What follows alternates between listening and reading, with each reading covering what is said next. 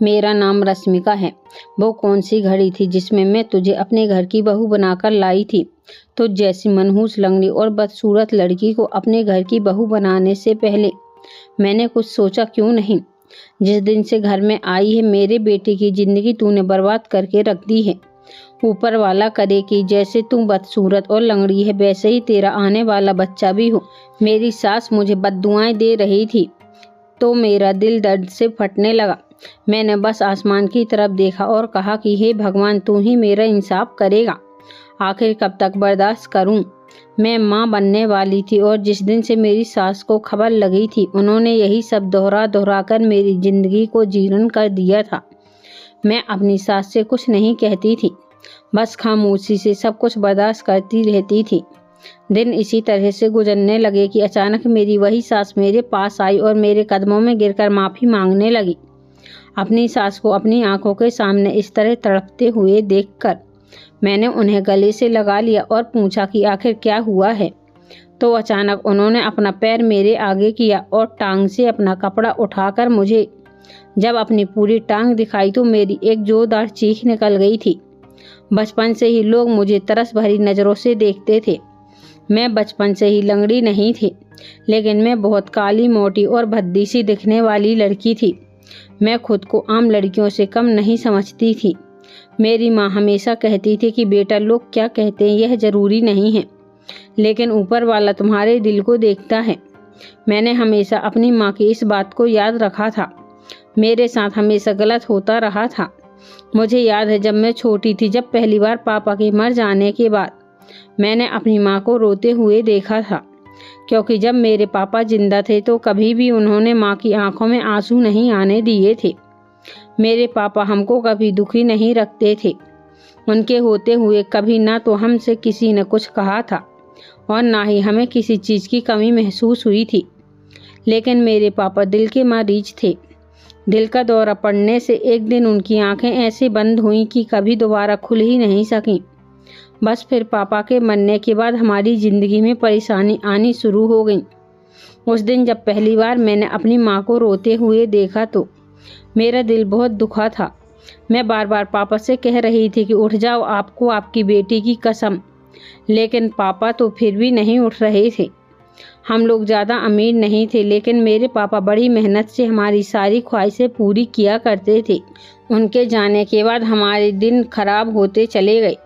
मैं जितनी भी कमी थी वो मुझे बचपन में तो पता नहीं चल सकी, लेकिन जब मैं बड़ी होती गई धीरे धीरे मेरी कमियों में बढ़ोतरी होती गई। पापा के मर जाने के बाद मुझे और मेरी माँ को उनके साथ रिश्तेदार अकेला छोड़कर चले गए थे। किसी ने भी हमें नहीं समझा था। बस फिर उसके बाद हम दोनों माँ बेटी की कड़ी परीक्षा शुरू हो गई थी। मेरी माँ ने मजबूरी में आकर प्लास्टिक बनाने वाली फैक्ट्री में काम करना शुरू कर दिया था ताकि उन्हें कुछ पैसे मिल सके। वह जहाँ पर भी काम किया करती थी, माँ मुझे भी अपने साथ लेकर जाना चाहती थी।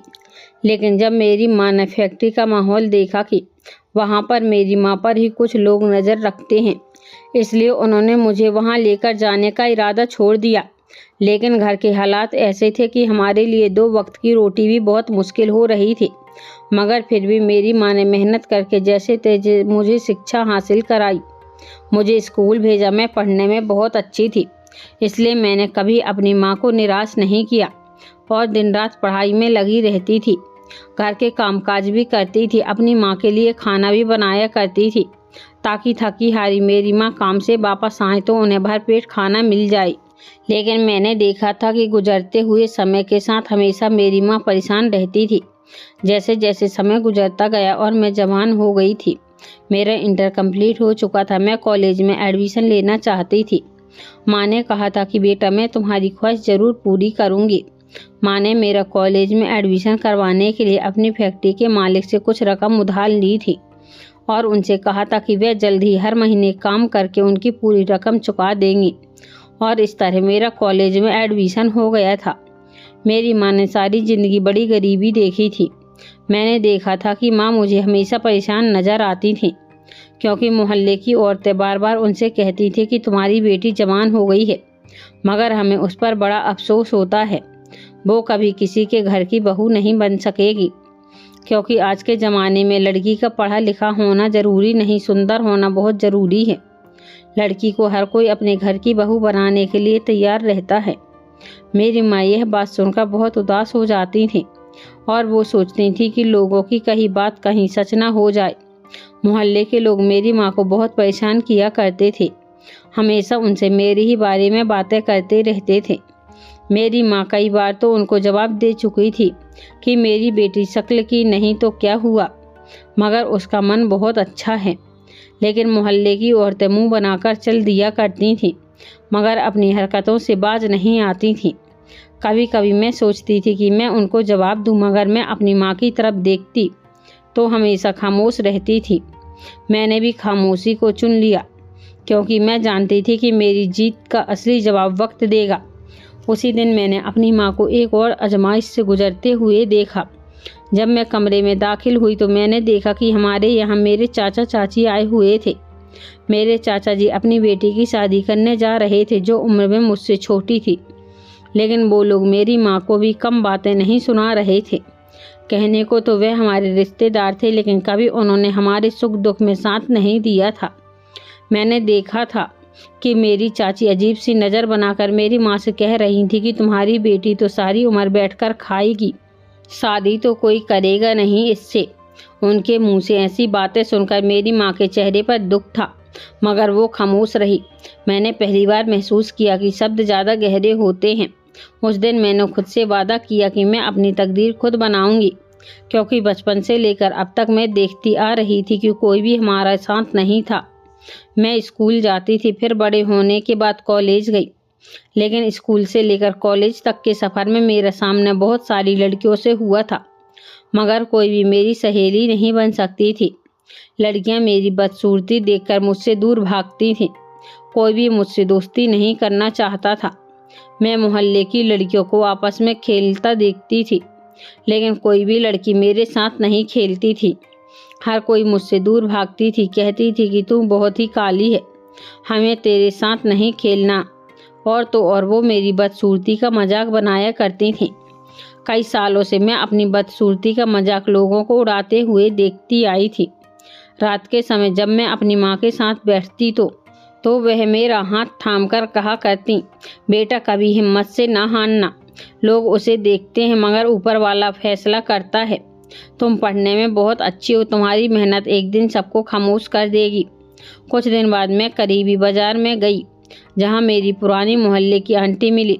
वो एक रिश्ता करने वाली फेमस औरत थी और वो मेरी माँ को देखकर कहने लगी कि तुम्हारी बेटी जवान हो गई है, अफसोस है कि इसका भाग्य अच्छा नहीं है। कौन करेगा इससे शादी, ना तो रंग रूप की अच्छी है और ना ही इसका शरीर ऐसा है कि लोगों को अपनी तरफ अट्रैक्ट करवा सके। इसका मोटापा बदसूरती को और बढ़ा देता है। मेरी माँ ने उनसे कह रखा था कि मेरी बेटी के लिए भी कोई रिश्ता बताना, इसलिए वो इस तरह की बातें कर रही थीं। उन्होंने कहा कि कोई आम तो इससे शादी नहीं करेगा, किसी लाचार या फिर किसी भी कार्य वगैरह से ही तुम्हारी बेटी की शादी हो सकती है। मैं इसका रिश्ता नहीं करवा सकती। मेरी आंखों में तो आंसू आ गए थे। मेरी वजह से मेरी माँ भी खामोश थी।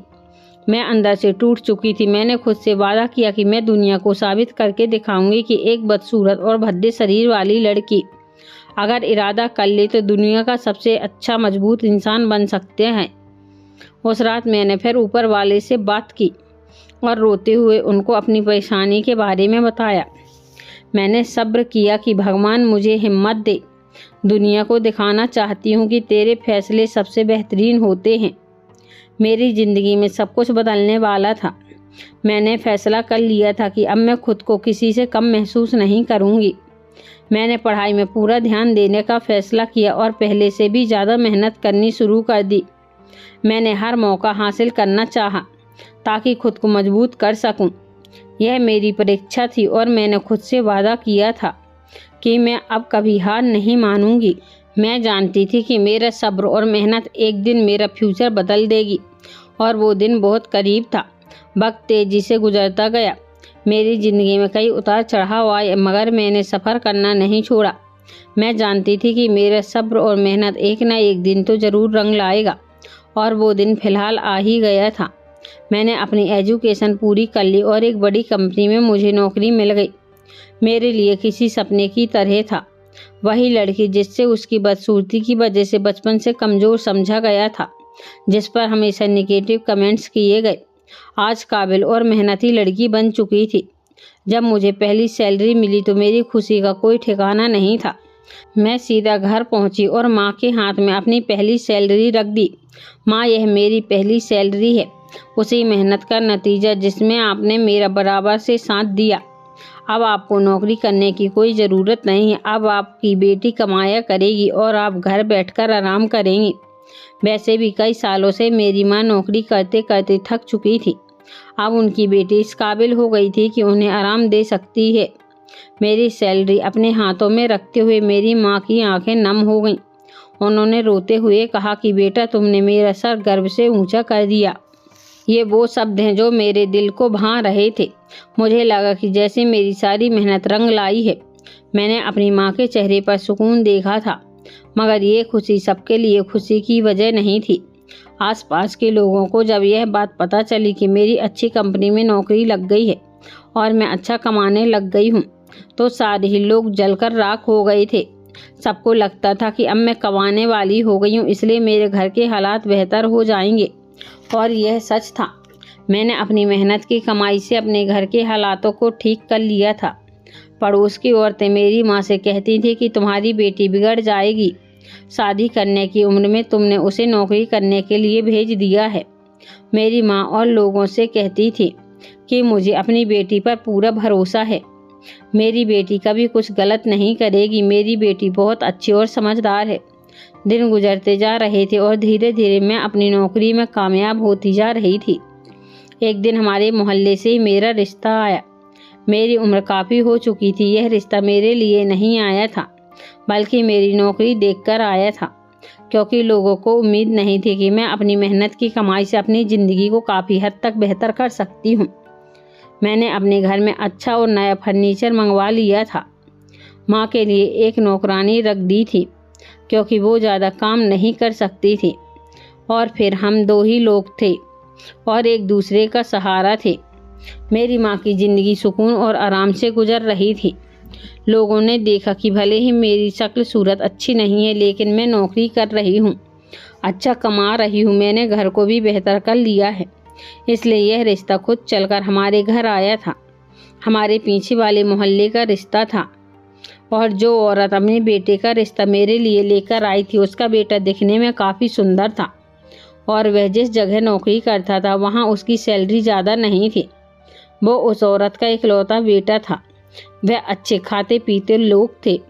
मेरी माँ के लिए इससे बड़ी खुशकिस्मती की बात और क्या हो सकती थी कि उनकी बेटी का रिश्ता खुद चलकर घर आया है, जिसने कभी इस बात की उम्मीद ही उठाकर रख दी थी कि उनकी बेटी की शादी किसी अच्छे परिवार में हो सकती है।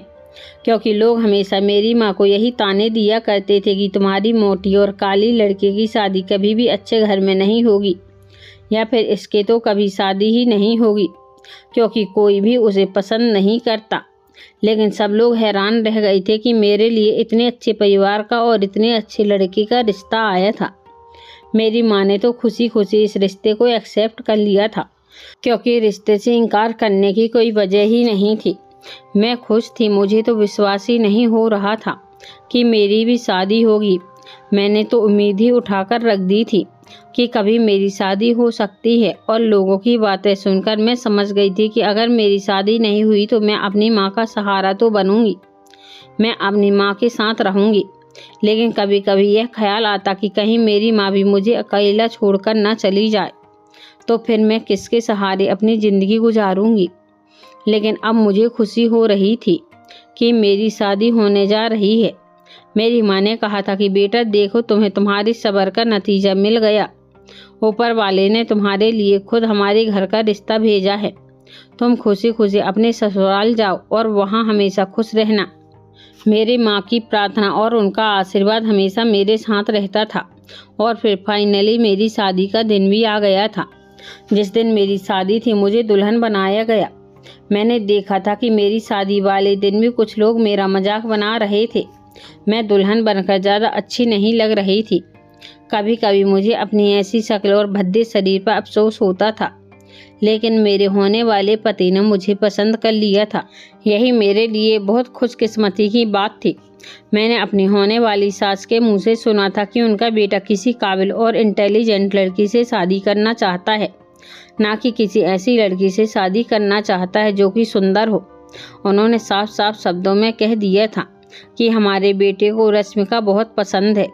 पहली बार जिंदगी में मुझे यह शब्द सुनकर खुशी हुई थी कि किसी ने मुझे पसंद किया है।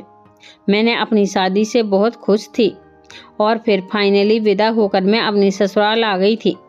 अगर मुझे किसी की फिक्र थी तो वो थी मेरी माँ, जिनको इस तरह छोड़कर जाने का मेरा मन नहीं कर रहा था। लेकिन एक ना एक दिन तो हर बेटी को अपने माता पिता को छोड़कर अपने ससुराल जाना ही पड़ता है। मेरी माँ ने कहा था कि बेटा तुम फिक्र मत करो, हमारे घर में 2 कमरे हैं, मैं कमरे में किराएदार को रख लूँगी जिनसे मुझे हर महीना किराया भी मिल जाया करेगा और घर में मेरे लिए और लोगों का साथ भी हो जाएगा। मैं अपनी ससुराल आई तो मुझे खुशी हुई थी। मेरे पति ने खुले दिल से मुझसे अपनी मोहब्बत का इजहार किया था। वो पढ़े लिखे और समझदार थे। उन्होंने कहा था कि मैं खूबसूरत और बदसूरत पर विश्वास नहीं करता हूँ।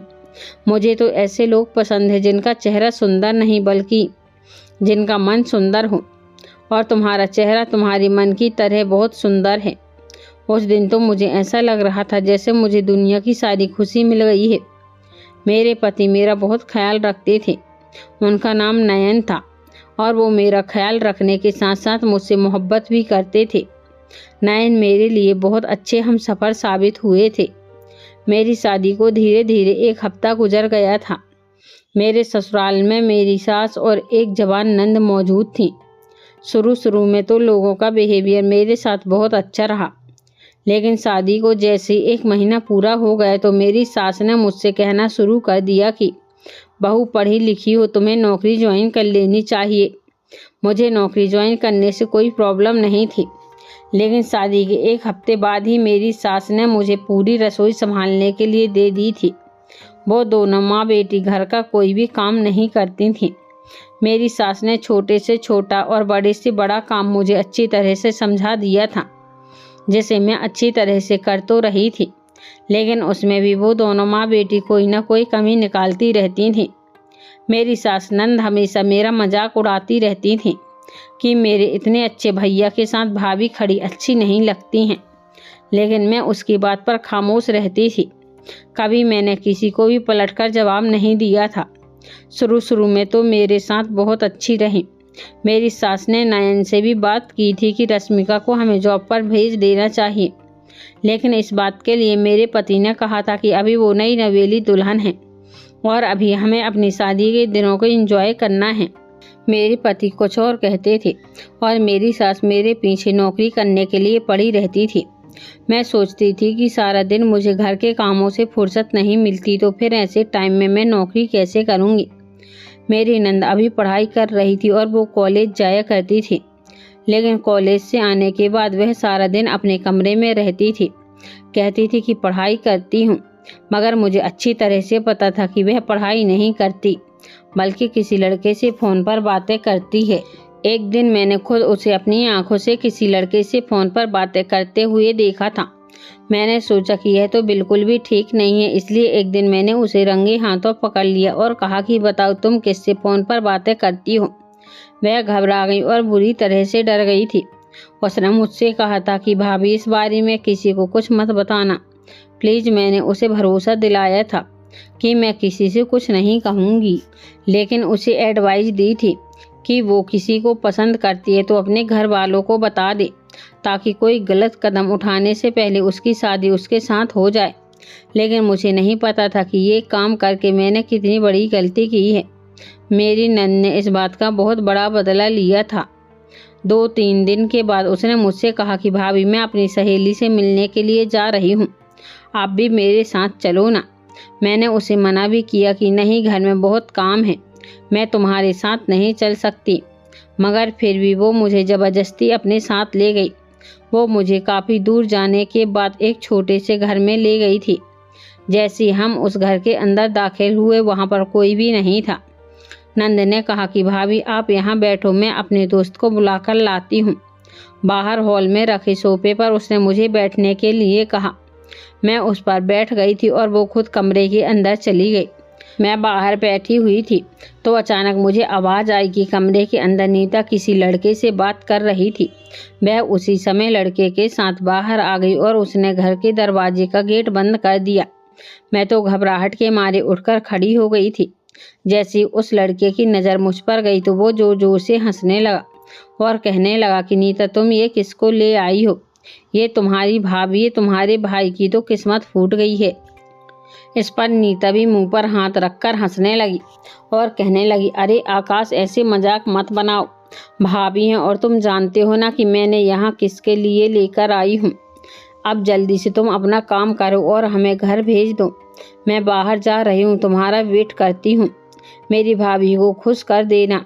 जैसे ही मैंने यह बात सुनी तो मेरे पैरों तले से ज़मीन निकल गई।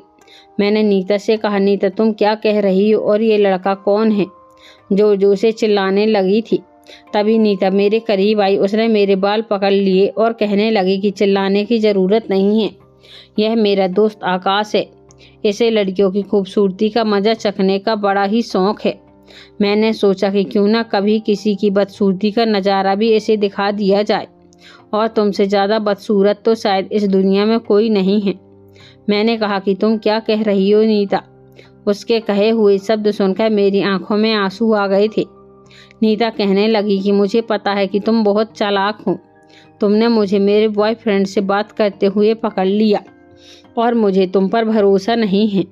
तुम किसी भी दिन मेरे भाई से मेरी शिकायत लगा सकती हो, इसलिए मैं तुम्हें यह समझाने के लिए लेकर आई हूँ कि मेरे साथ किसी तरह की कोई होशियारी मत करना, कभी मेरे खिलाफ जाने की कोशिश मत करना।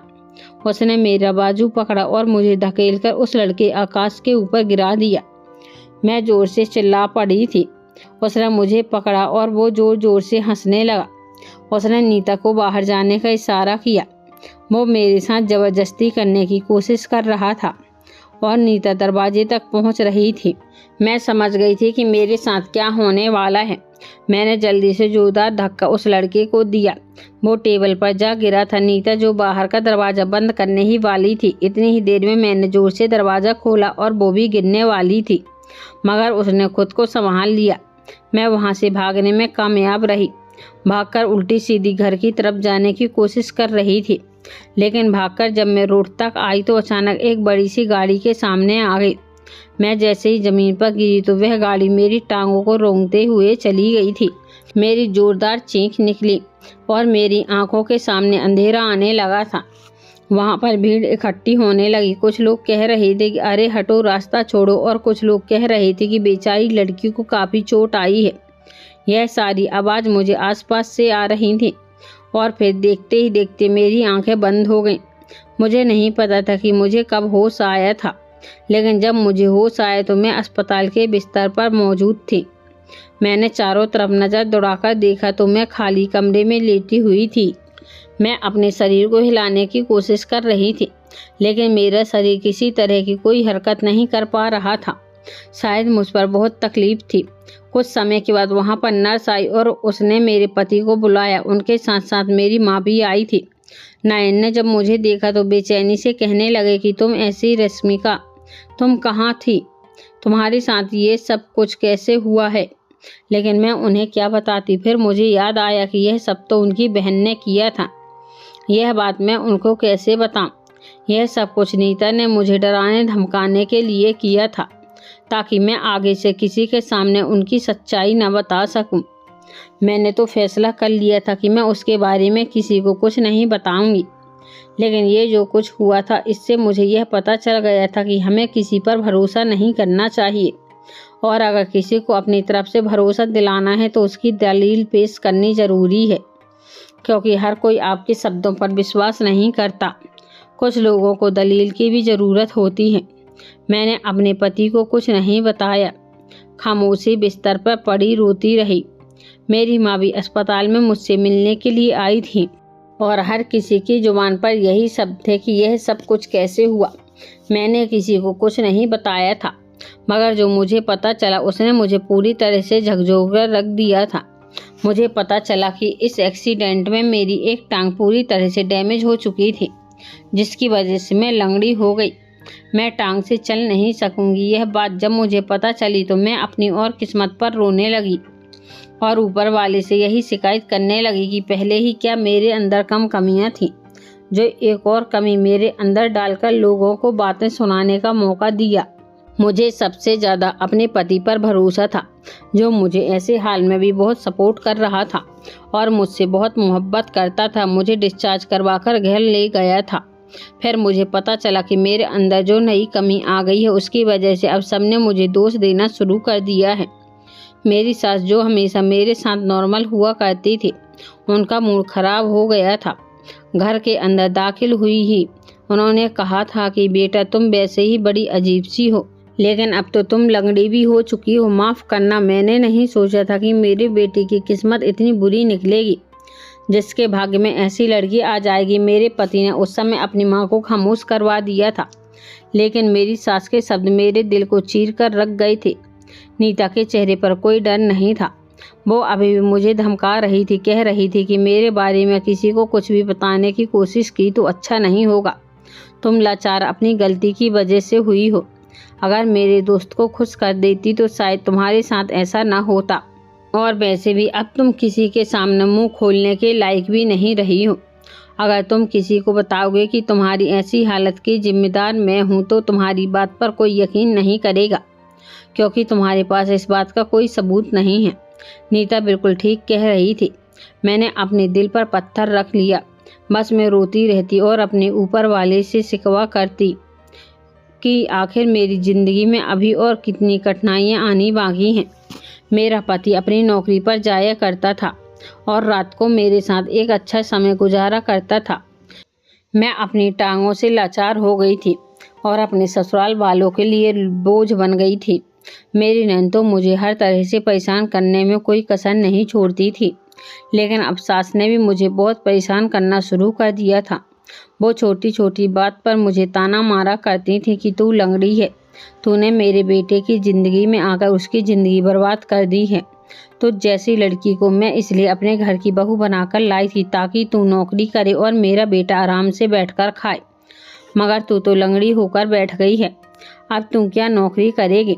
मगर मैं अपने इतने अच्छे और पढ़ी लिखी बेटी की ज़िंदगी तेरे साथ बर्बाद होने नहीं दूंगी। मैं तुझे घर से और अपनी बेटी की ज़िंदगी से जल्द ही निकाल दूंगी। मैं अपनी सास के सामने हाथ जोड़कर रोया करती थी और कहती थी कि कभी भी ऐसा वैसा कुछ मत करना। मैं तो नौकरी करना चाहती थी, लेकिन मेरी किस्मत में ऐसा हो गया तो मैं क्या करूं? मगर मजाल है कि मेरी सास पर कभी भी मेरे आंसू का कोई असर हुआ हो। मैं ऊपर से कहती थी कि हे भगवान, तूने मुझे ऐसा क्यों बनाया? अगर ऐसा बनाना ही था तो फिर मुझे सब्र भी देता। बस प्रार्थना करने के अलावा मेरे पास कोई दूसरा रास्ता नहीं था। लंगड़ी लंगड़ी कहकर मेरी सास थकती नहीं थी और मेरी नंद सारा दिन मेरा मजाक बनाया करती थी।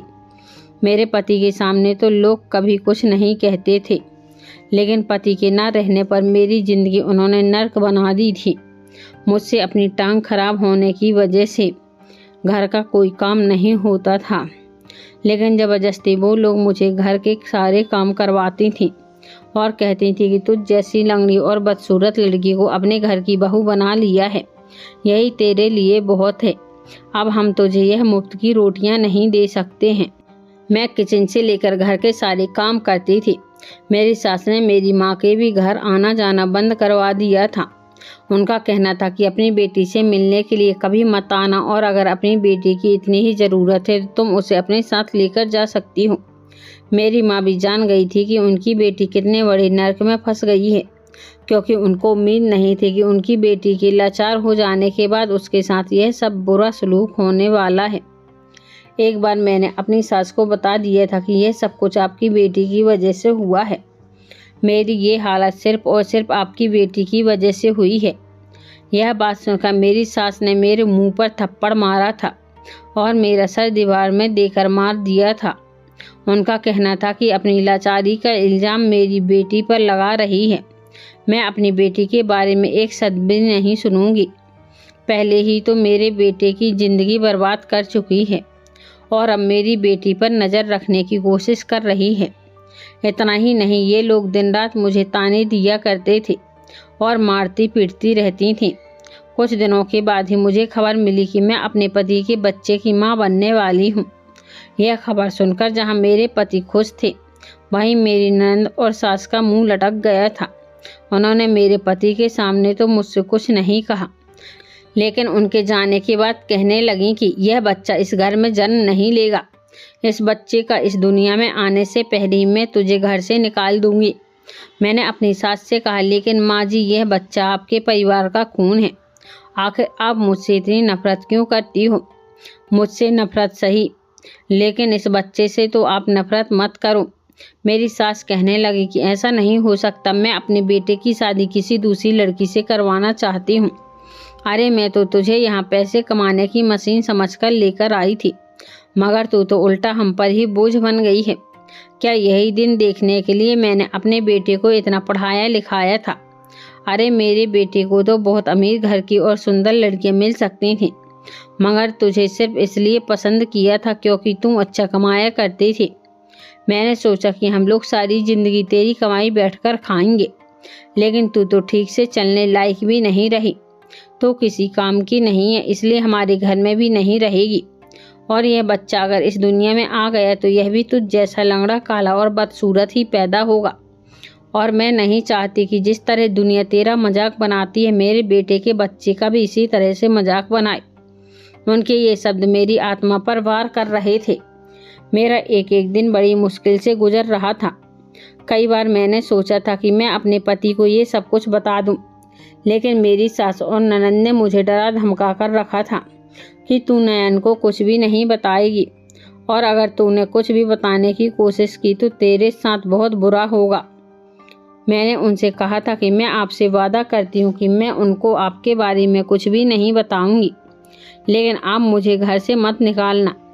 आखिर मैं यहाँ से जाने के बाद कहाँ जाऊंगी? मैं अपनी माँ को परेशान नहीं करना चाहती। वक्त इसी तरह से गुजरता जा रहा था और मेरा चौथा महीना लग गया था। मुझे तो लगता था कि शादी के बाद मेरी ज़िंदगी सुकून से गुजरेगी, लेकिन मैं यह नहीं जानती थी कि किन्नर के बाद भी एक और नर्क होता है और लोगों का मुंह कभी भी बंद नहीं कर सकते हैं। जिस तरह लोग मुझसे शादी से पहले नेगेटिव कमेंट्स दिया करते थे, उस तरह शादी के बाद मेरे ससुराल वाले ही मुझे नेगेटिव कमेंट्स दे रहे थे। यहाँ तो मेरी सास और ननद ने मुझे एक्सेप्ट नहीं किया था। अगर पति मुझे एक्सेप्ट करता था तो लोग मुझे मेरे पति के साथ ज़्यादा रहने नहीं देती थी। मेरे पति जब भी मेरे कमरे में आता उसे किसी न किसी बात में उलझा लिया करती थी और चाहती थी कि ज़्यादा से ज़्यादा मेरा पति मुझसे दूर रहे, और हमेशा मेरे पति के दिमाग में बात डालती रहती थी कि बेटा, हमें नहीं पता था कि रश्मिका के साथ ऐसा हो जाएगा। मेरा बेटा भी सोचता होगा कि मेरी बेटी की शादी कैसी लड़की के साथ हो गई है जिसके अंदर ढेर कमियां हैं। लेकिन नयन अपनी माँ से कहते थे कि नहीं माँ, ऐसा कुछ नहीं सोचता हूँ। माँ, रश्मिका बहुत अच्छी लड़की है और मैं उससे बहुत मोहब्बत करता हूँ, और अब तो वो मेरे बच्चे की माँ बनने वाली है।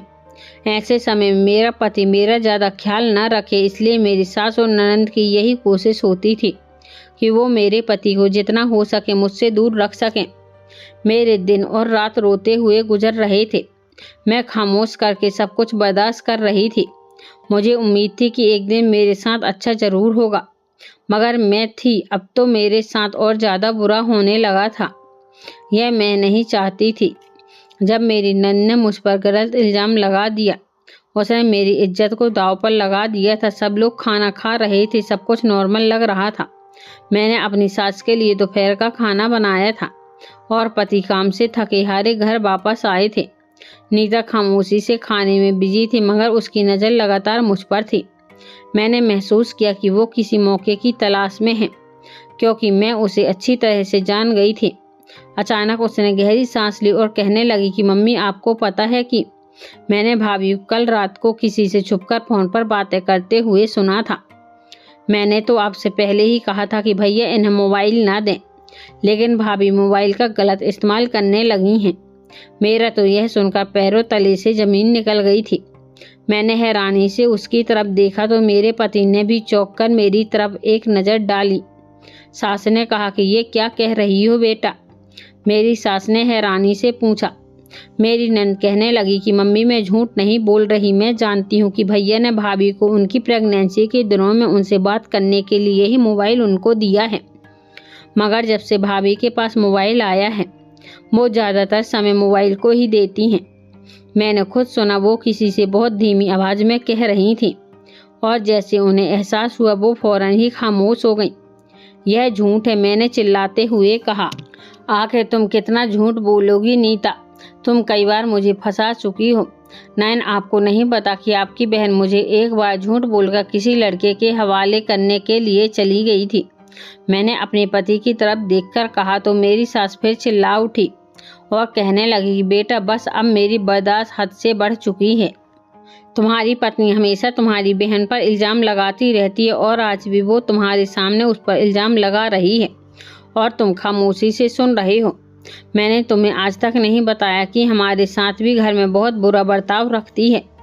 अपनी सास के मुंह से ये शब्द सुनकर मैंने उन्हें चौंक कर देखा था कि वो कितना साफ झूठ बोल रही हैं। उधर मेरी नंद जहरीली मुस्कुराहट अपने चेहरे पर सजाई हुई नीता ने कहा कि भाभी आप तो कहती हो कि सच्चाई कभी नहीं छुपती, तो फिर आप सच्चाई से घबरा रही हो। हाँ भैया, भाभी का बर्ताव हमारे साथ हमेशा ही बुरा रहा है। अरे हमने तो भाभी को आपके लिए चुना, लेकिन यह तो हम लोगों को अपना दुश्मन ही समझती हैं। हम तो हमेशा आपकी वजह से ही चुप रहे। हमने कभी भाभी की शिकायत आपसे इसलिए नहीं की क्योंकि आप उनसे मोहब्बत करने का दावा करते हो, लेकिन सच तो यह है कि यह औरत आपके लायक और इस घर के लायक बिल्कुल भी नहीं है। मेरे पति की आंखों में मुझे खून खौलता हुआ नजर आ रहा था। उन्होंने मुझे घूरकर देखा। मैंने महसूस किया कि मेरे दिल की धड़कनें तेज हो रही हैं, जैसे मेरा सांस रुकने वाला हो। मेरे पति ने चिल्लाकर कहा कि रश्मिका, यह सब क्या है? ये दोनों क्या कह रही हैं? मैंने कहा कि यह सब झूठ है नयन, यह सब इन सब दोनों की साजिश है। यह दोनों मुझे आपकी ज़िंदगी से निकालना चाहती हैं। मैंने कभी आपको इनके बारे में नहीं बताया तो वह कहने लगे कि अच्छा हम झूठ बोलते हैं तो तुम इस बात को साबित करो। मेरी सास ने मुझे घूरते हुए कहा। ये वो लम्हा था जब मुझे एहसास हुआ कि जब कोई इंसान तुम्हें गिराना चाहे तो वो तुम्हारी सबसे छोटी कमजोरी को ही तुम्हारे खिलाफ इस्तेमाल कर सकता है। मेरी सास ने कहा कि तुम्हारे पास इस बात का सबूत है? मेरी सास ने मुस्कुराते हुए कहा था। मैं लोगों की चाल को अच्छी तरह से समझ गई थी। मेरे पति को यकीन हो चुका था कि उनकी बहन और माँ बिल्कुल ठीक कह रही हैं। मेरे पति ने कहा कि रश्मिका, मैंने तुम पर बहुत भरोसा किया था, यह सब तुमने क्यों किया? मैंने अपने पति से कहा कि नयन, आप भी मुझ पर शक कर रहे हो, मुझे आपसे ऐसी उम्मीद नहीं थी। तभी मेरी सास बोल पड़ी और कहने लगी, अरे जब बात इज्जत पर आ जाती है तो शक भी बहुत बड़ी चीज बन जाती है। यह सुनकर मैं खामोश हो गई। मेरे पति बोल पड़े थे। वह गुस्से से खड़े हो गए और कहने लगे कि ऐसा कब से चल रहा है? उनकी आवाज़ गूंज रही थी। मैंने अपना सिर झुका लिया जैसे वह बहुत मासूम हो। मेरी सास ने नयन से कहा कि बेटा, हमें नहीं पता ये सब कुछ कब से चल रहा है, मगर हमेशा ये कुछ गलत जरूर है। ये शब्द मेरे दिल को तोड़ रहे थे। मैंने बेबसी से अपने पति की तरफ देखा। मुझे उनसे ऐसी उम्मीद नहीं थी। मुझे तो लगता था कि वो मेरा साथ देंगे। उनके चेहरे पर अब मुझे सख्ती नजर आ रही थी। उन्होंने कहा कि रश्मिका, जब तक सब कुछ क्लियर नहीं हो जाता तुम्हें यहाँ से जाना होगा। उनके शब्द मेरे लिए बिजली बनकर गिरे। मेरी आंखों में आंसू आ गए। मैंने कहा कि आप अपनी पत्नी पर शक कर रहे हो, ऐसी हालत में मैं कहाँ जाऊंगी? उन्होंने कहा कि मुझे कुछ नहीं पता, कहीं भी जाओ लेकिन यहाँ मत आना। मैं समझ गई थी कि अब यहाँ पर भी मेरी सफाई कोई काम नहीं आएगी, इसलिए मैंने कमरे में जाकर अपना सामान पैक किया और मैं अपनी माँ के घर आने के लिए तैयार हो गई थी। मुझे मेरे पति ने जाते हुए नहीं रोका था। मुझे उन पर बहुत गुस्सा आ रहा था। मैं अपनी किस्मत पर फूट फूट कर रो रही थी। ये वही घर था जिसमें एक दिन मैं दुल्हन बनकर दाखिल हुई थी और आज उसी घर में मुझे निकाला जा रहा था। मैं अपनी माँ के पास वापस आ गई, मगर दिल में एक अजीब सजा को लेकर अपना सोच लिया था कि मुझे किसी से भी कोई उम्मीद नहीं लगानी है। मैं अपनी माँ के गले से लगकर बहुत रोई थी और अब मेरी माँ भी मुझे उस दलदल में दोबारा नहीं भेजना चाहती थी। उन्होंने कहा था कि बेटी, जो भी हालत होगी, जैसी भी होगी, मैं तुम्हारा ख्याल रखूंगी। और तुम्हें अपने सीने से लगाकर रखूंगी। अब मैं अपनी माँ के साथ रहने लगी थी, मगर मुझे सबसे ज़्यादा फिक्र अपने बच्चे की थी। किराएदारों से जो किराया आता था उनसे हम दोनों माँ बेटी अपना गुजारा कर लिया करते थे, लेकिन मुझे अपने होने वाले बच्चे की चिंता में दिन रात ऊपर वाले से प्रार्थना करती रहती थी कि जिस तरह से मैंने अपने पिता के बिना बुरा समय देखा है, उस तरह का समय मेरा बच्चा ना देखे। और मैं तो लाचार हूँ। मेरी माँ ने तो नौकरी करके मेरी परवरिश की, लेकिन मैं अपने बच्चे की परवरिश कैसे करूँगी? बस यही सोच सोच कर मैं रोती रहती थी। लेकिन एक दिन मेरी प्रार्थना रंग लाई। ऊपर वाले ने मेरी सारी प्रार्थनाओं का नतीजा मुझे दिखा दिया था। कुछ दिन बाद मेरे पति रात के समय घर वापस आए थे। जब उन्होंने अपनी माँ और बहन को आपस में बातें करते हुए सुन लिया था। मेरी सास और मेरी नंद आपस में बातें कर रही थी। मेरी नंद कह रही थी कि माँ, हमने भाभी को हमेशा हमेशा के लिए इस घर से निकाल दिया है। आखिर ये सब करने के लिए हमने कितनी मेहनत की और इतनी सारी चालें चली, बल्कि मेरी वजह से तो वह बेचारी लंगड़ी भी हो गई हैं। यह कहकर वो जोर जोर से हंस रही थी।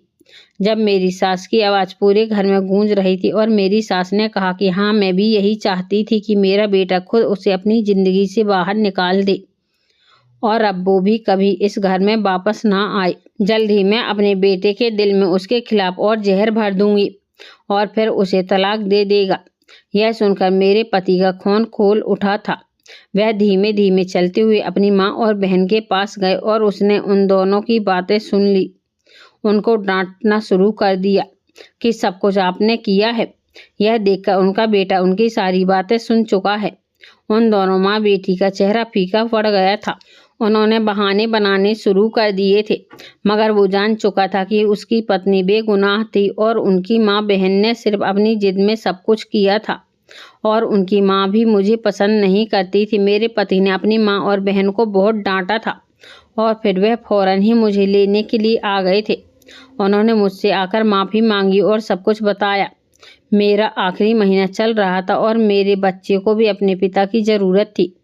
मेरी ज़िंदगी जैसे मेरे बच्चे की ज़िंदगी ना हो जाए, इसलिए मैंने अपने पति को माफ़ कर दिया। उन्होंने कहा कि मैंने तुम पर शक करके बहुत बड़ी गलती की। उनकी आंखों में मुझे पछतावा साफ नज़र आ रहा था। मैंने उन्हें गौर से देखा और फिर सर झुका लिया। मेरे पति मुझे हमारे घर लेकर नहीं गए, बल्कि उन्होंने अपनी माँ और बहन से अलग रहने का फैसला कर लिया था।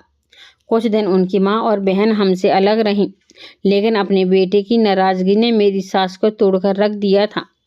मेरे पति उनके पास भी जाते थे, उनको पैसे भी दिया करते थे, लेकिन उनके साथ नहीं रहते थे। उन्होंने मेरे लिए एक किराए का घर लिया था, जिसमें मैं और मेरे पति रहते थे। मैंने बेटी को जन्म दिया था और मेरी बेटी अपने पिता की तरह बहुत सुंदर थी, जो मुझ पर बिल्कुल भी नहीं गई थी। लेकिन एक दिन मेरी सास सीढ़ियों से उतर रही थी, जब वो बहुत बुरी तरह से गिरी और उनकी टांग टूट गई थी। वह अपनी किस्मत पर रोने लगी थी।